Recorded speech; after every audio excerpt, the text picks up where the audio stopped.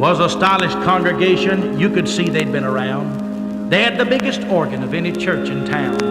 But over in the corner sat Brother Eyre, who insisted every Sunday on singing in the choir.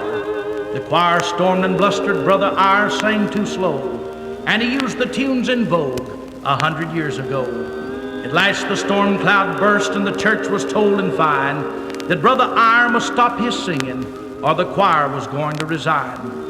So the pastor called into the vesta room some influential members who subscribe more than they pay, and after having asked God's guidance in a printed prayer or two, they put their heads together to decide just what to do. They thought and debated and suggested until at last dear Brother York, who last winter made $1 million in the sudden rise of pork, he rose and moved that a committee wait at once on Brother Eyre and proceed to rake him lively for messing up the choir. So one day at 4, 3 men in stylish carriage rode up to Eyre's door.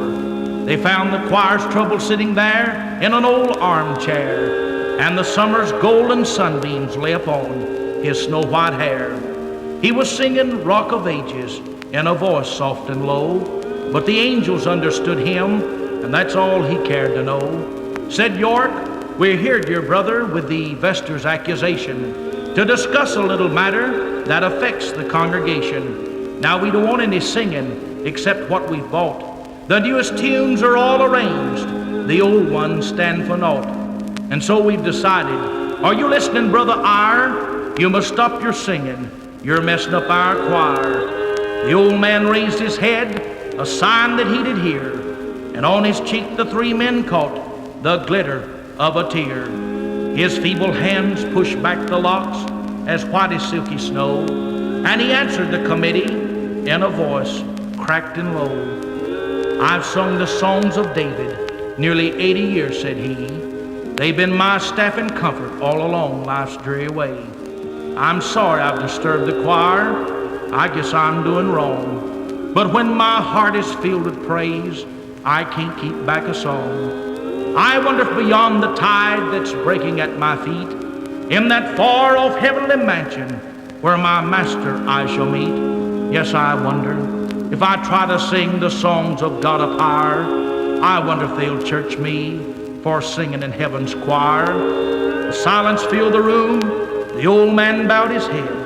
The carriage rattled back to town, but Brother Eyre was dead. The choir missed him for a while, but he was soon forgot. A few church members watched the door, but the old man entered not. Far away, his voice is sweet, and he sings his heart's desire, where there are no church committees and no fashionable choirs.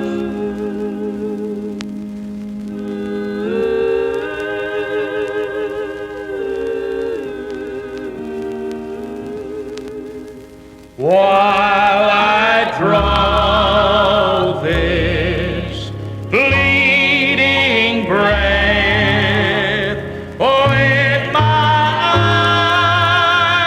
eyes shine.